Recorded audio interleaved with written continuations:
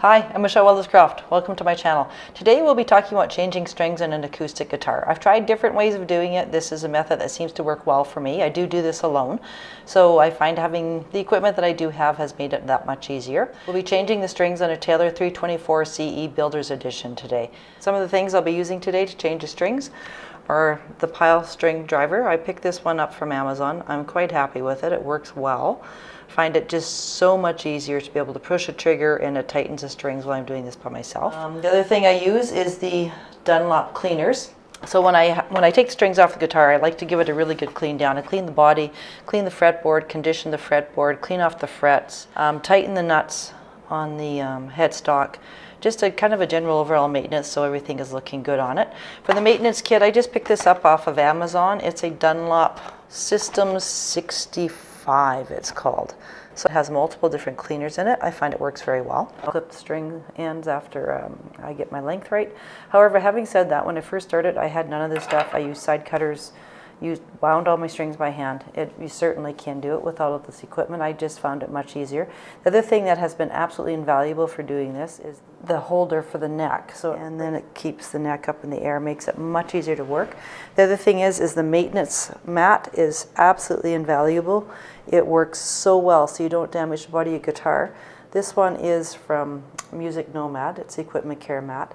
It works absolutely fantastic. Okay, we'll take off the first string. So what I've done is just easy just to get confused, at least it is for me. So on my neck holder, what I actually did just for my gun is I actually wrote on there, bottom trigger loosen, top trigger tighten. It just, as you're doing the strings and the guitar is sitting at different angles, I find it just helps me from getting confused. So I'm going to start on the low bass string, put on the winder. So the winder just grabs onto the peg. And I do this with all the strings. I'll do the same thing on this one.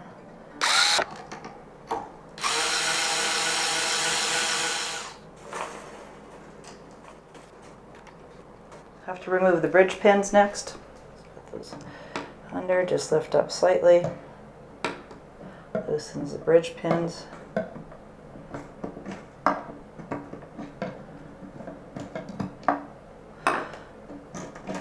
Pull those out.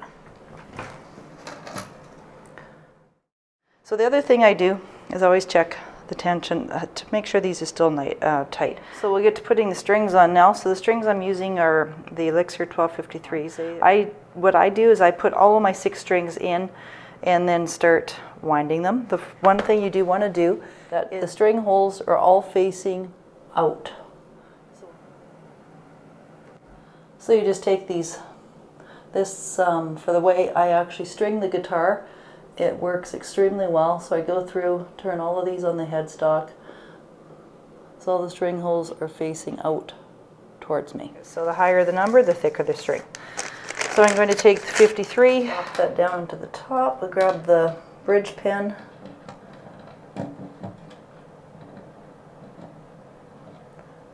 Line up the slot with the string, push it down.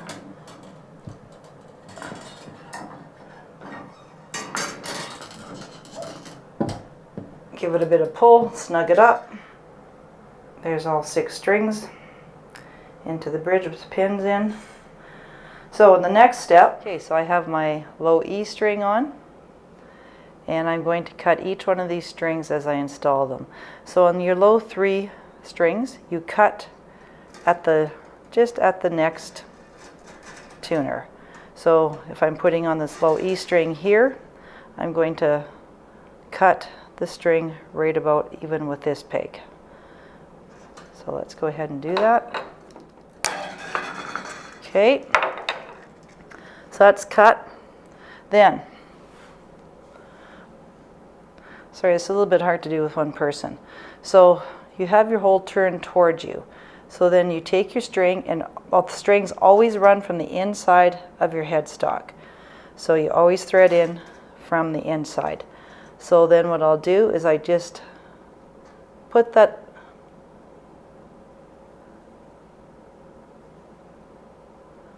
so the strings always run in from the inside of the headstock. So then I actually put the string into that hole, and just so it actually comes out. So it's just, you can see, just out. So then I don't do any type of wrap. I simply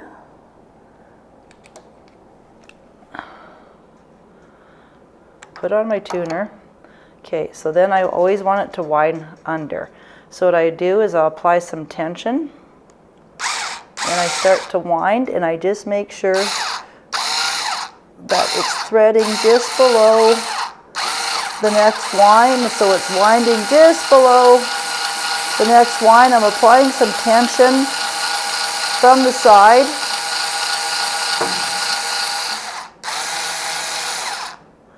So then you just, as it tightens up, just make sure you're lined up with the nut where the string rests. And there's the first one on.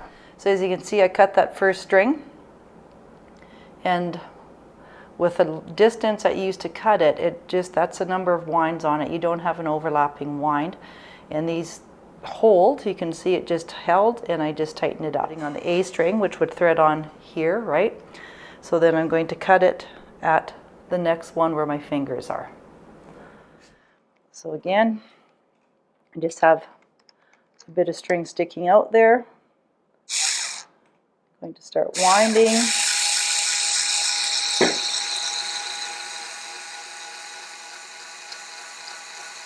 Just like you have to apply some tension to the string.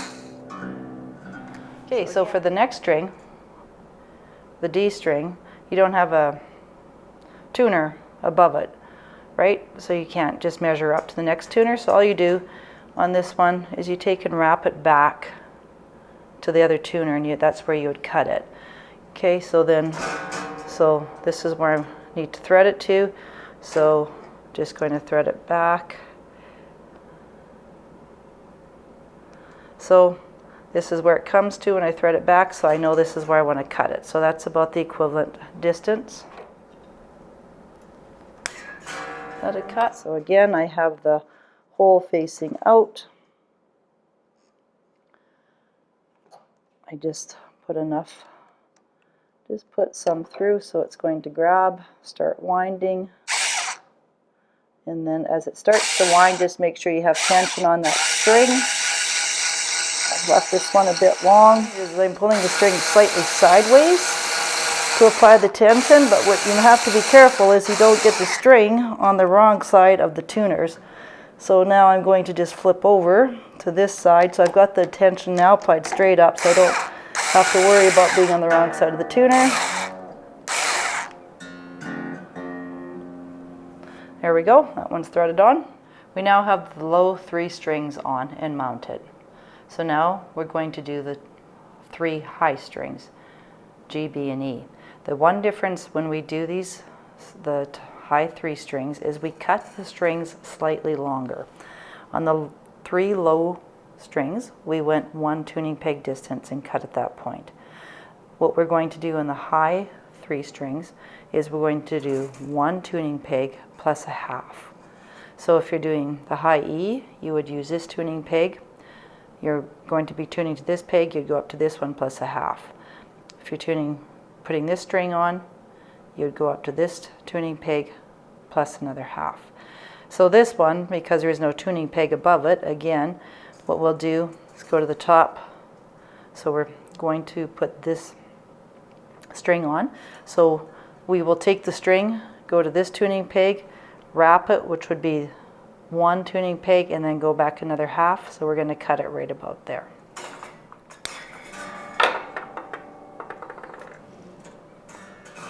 Again, always feed in from the inside of the headstock. So just leave a bit sticking out, apply some tension to the string.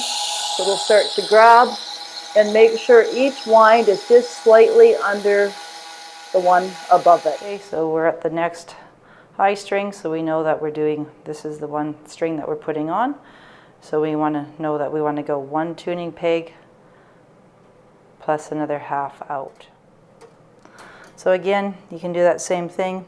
If this is a tuning peg you can go to 1, wrap it, and then at the halfway point between them, you can cut it. So I have the hole pointing out, so I apply some tension to the string. start to wind, apply my tension.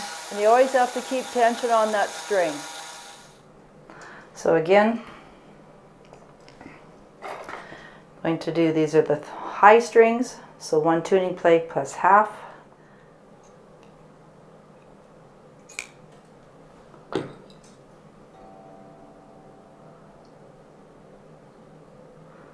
I have the hole turned out, apply some tension. All the strings are on.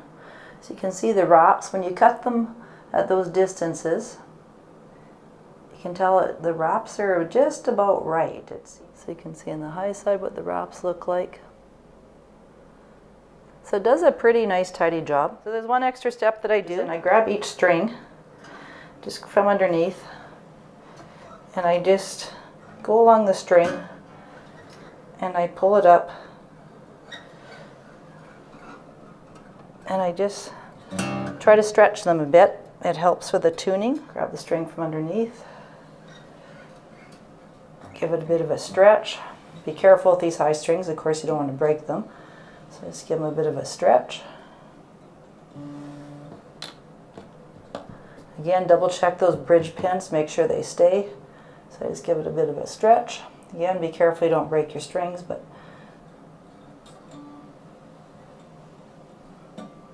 strings are all changed, all tuned up.